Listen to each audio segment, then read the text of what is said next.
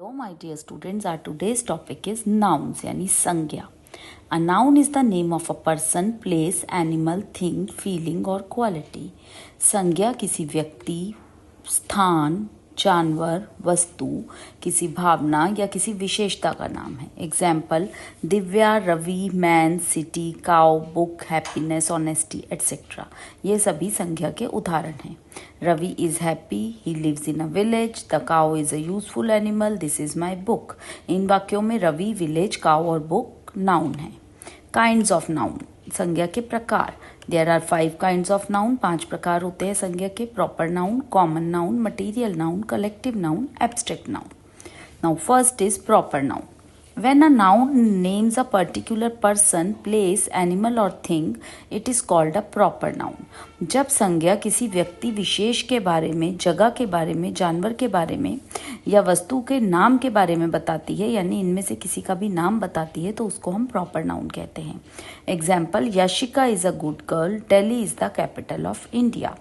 So here in a sentence, in sentences में Yashika is name of one particular person. Yashika एक लड़की का नाम है. In sentence B, Delhi and India are the names of particular places. Delhi और India जो है वो जगहों के नाम है.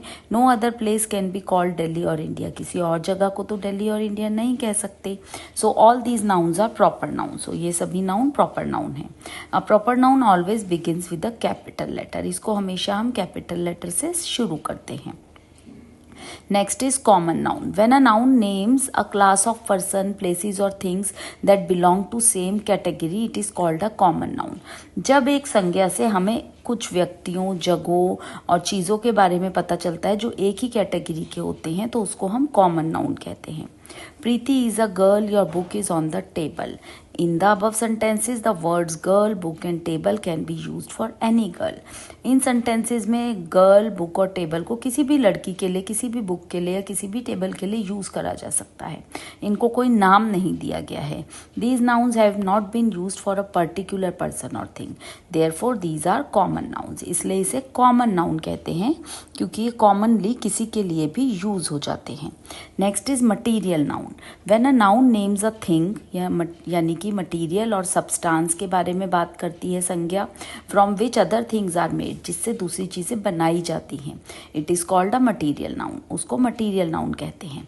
This chair is made of wood, her ring is made of silver, the gate is made of iron, the bottle is made of plastic.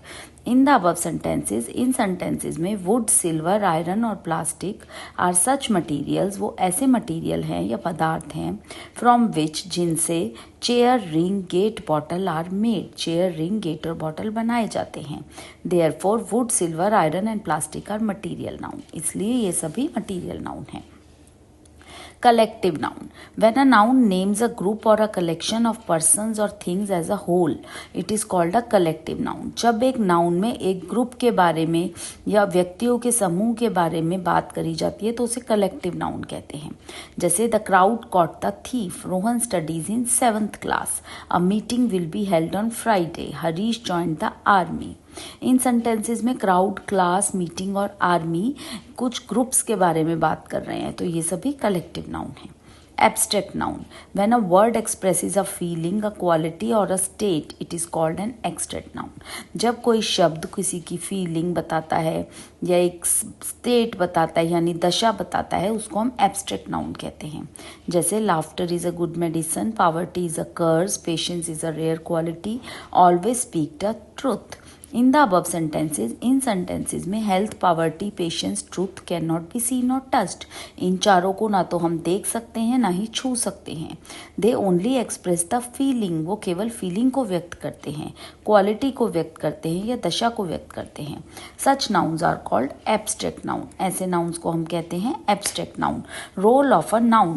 Role of a noun means the function of a noun in a sentence.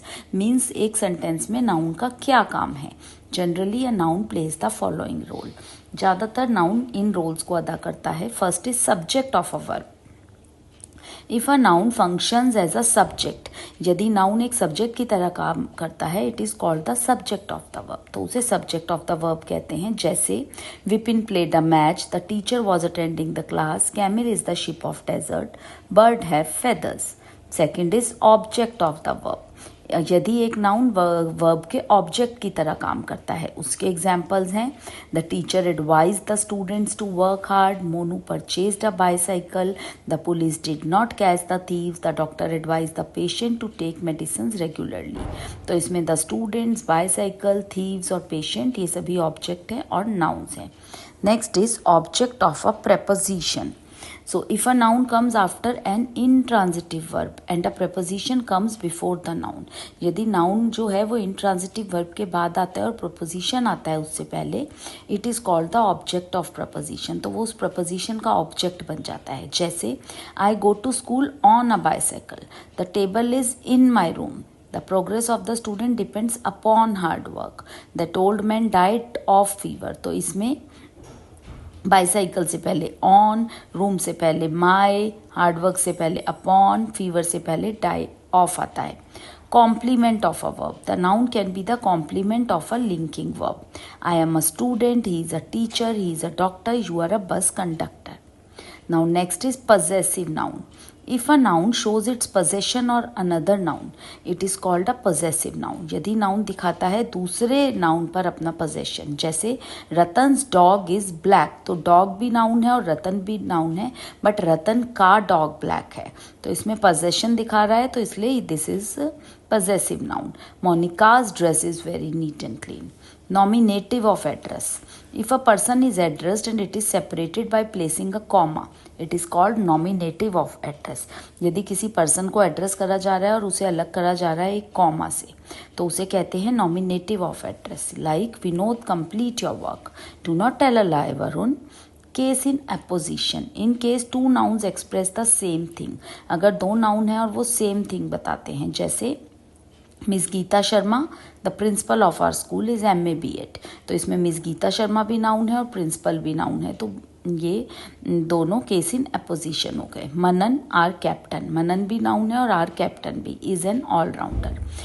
So now types of noun. There are two types of noun, countable or uncountable. Countable noun, a noun which can be counted is called a countable noun. जिसको गिना जा सकता है उसको countable noun कहते हैं, जैसे girl, exercise book, pencil, table, chair, etc.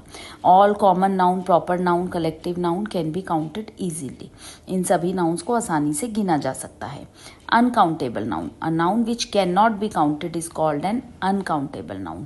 जिसको गिना नहीं जा सकता वो uncountable noun होता है, जैसे air, honesty, poverty, lie, truth, joy, sorrow, gold, etc. So all abstract and material noun, जितने भी abstract और material noun होते हैं, they all are uncountable nouns. So that's it for today. आज के लिए इतना ही. Thank you.